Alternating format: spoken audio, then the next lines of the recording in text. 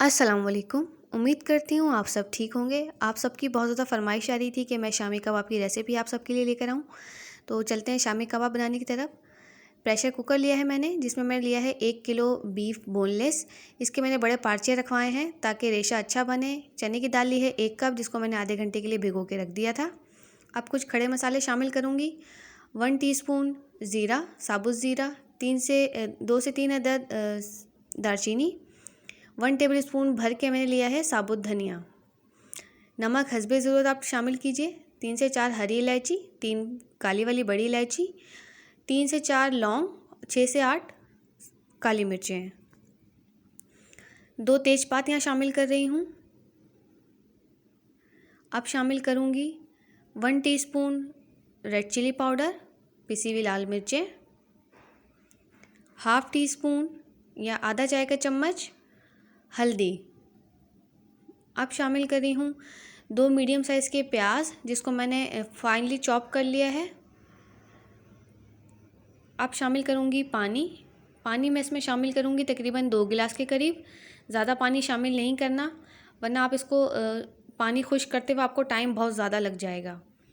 बस इतना पानी डालना है कि गोश्त हमारा गल जाए। देखिए मुझे 10 मिनट हुए थे इसे पकाते हुए। 10 मिनट के बाद मैंने कुकर का ढक्कन खोला है और मैं आपको दिखा रही हूँ कि गोश्त हमारा अच्छे से गल चुका है। पानी थोड़ा सा रह गया है। अब मैं इसे ढक्कन खोल के ही खुश्क कर लूँगी। जी देखिए पानी हमारा अच्छी तरह से खुश्क हो चुका है। अब इसमें से हम जो तेज़पात है इसे रिमूव कर देंगे, निकाल देंगे। और आप इसे अच्छी तरह से कूट लें। आप इसे ग्राइंड मत कीजिएगा किसी भी मशीन वगैरह में, क्योंकि फिर इसका रेशा नहीं बनेगा। आप जितना इसे कूट के बनाएंगे इसका फ्लेवर भी बहुत अच्छा आएगा और टेक्सचर देखें कितना रेशेदार टेक्सचर बनेगा इसका। अब शामिल करूँगी इसमें हरी मिर्चें 6 से 7 अदद या 3 अदद 4 अदद, जितनी आपको ज़रूरत है उतना आप शामिल करें। यहाँ मैं हाफ़ कप इसमें धनिया शामिल कर रही हूँ। 1 अदद अंडा मैंने शामिल किया है, बाइंडिंग अच्छी हो जाती है इससे।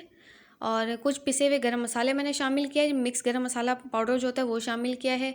3 खाने के चम्मच मैंने इसमें शामी कबाब मसाला किसी भी ब्रांड का आप ले सकते हैं, शामिल कर सकते हैं। मैंने शुरू में अदरक लहसुन नहीं शामिल किया था, इसलिए मैंने यहाँ पर अदरक लहसुन का एक पेस्ट शामिल किया है 1 टेबल स्पून। मिक्स करके अच्छी तरह से मैंने टिक्कियाँ बना ली है।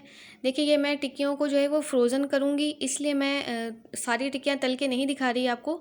मैं सिर्फ एक टिक्की आपको यहाँ फ्राई करके दिखाऊँगी कि किस तरह से रेशेदार कबाब हमारा बन के तैयार हुआ है। बाकी जो टिक्कियाँ हैं आप इन्हें एयर टाइट जार में रख के फ्रोज़न करके रख सकते हैं और 1 महीने तक आप इसे ईज़िली इस्तेमाल कर सकते हैं। देखिए कितना रेशेदार हमारा कबाब बन के तैयार हुआ है। उम्मीद करती हूँ आपको ये रेसिपी पसंद आई होगी। दुआओं में याद रखिएगा और लाइक कर दीजिए, शेयर कर दीजिए, सब्सक्राइब कर दीजिए। आप लोगों की फरमाइश मैं पूरी करती रहती हूँ। उम्मीद करती हूँ आप मुझे सपोर्ट करेंगे।